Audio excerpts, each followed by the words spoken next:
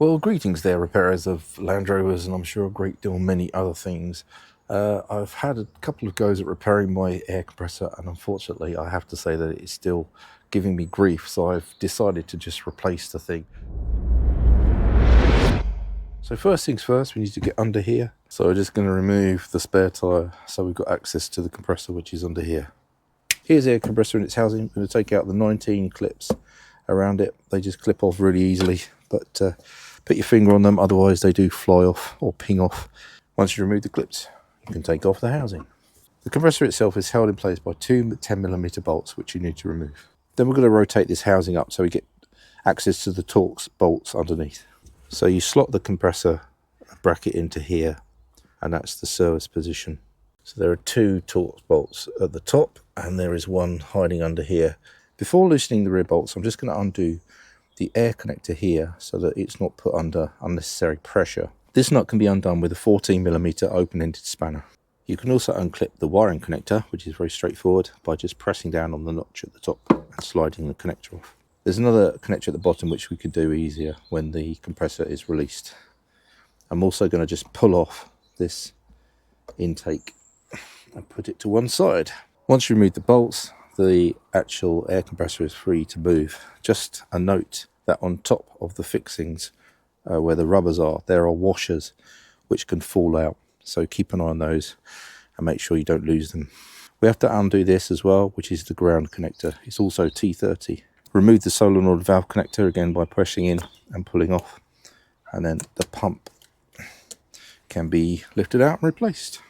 Then get your lovely new AMK compressor, which I bought and slightly second hand, so I'm missing, which we should be replacing, the actual pipe connector.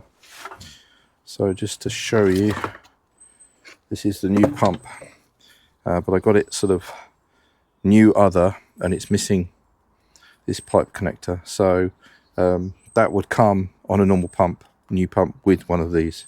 So to fit the new pump, it's just a reversal of the process that we've done. Don't forget to fit the earth strap. Obviously got these two fixings and one at the back. We're going to have to rest it on top of those washers and get one of the bolts in and aligned, and then we can keep pressure on it to help us align it and refit it. Don't forget to fit this connector as well at the same time for the solenoid valve. I find the easiest way to do it is to fix one of the top ones by just gently rotating the compressor around and getting the first one in.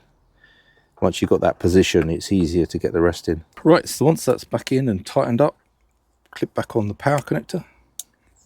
It gives a solid click. Now be very careful if you are reconnecting the existing air connector, because the plastic body is threaded, or the plastic connector point here is threaded, and obviously if you get that cross-threaded, it's going to create a massive issue. And then we just need to pop back on the intake. It has a little clip on the housing where the rubber bit pushes in, and the hose just pushes on, and it routes around like that. Make sure that there's nothing obstructed, and then we're going to just gently try and get the compressor bracket back installed.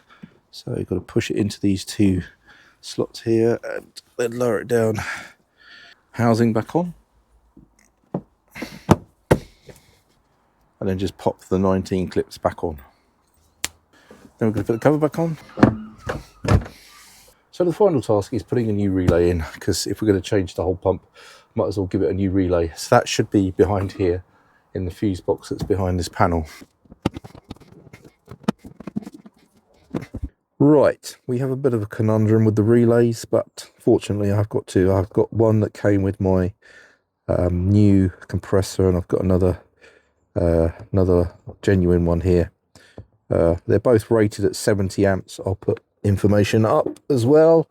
These are the two that I found in the fuse box, and they locate in the two spaces that I'll highlight, which are, so there's one end and then there's two there of these grey ones. Now they're the only two I can find at 70 amps. So I'm assuming that one or both of those are related to the air suspension. Just because they're both 70 amps, I'm just going to replace them both.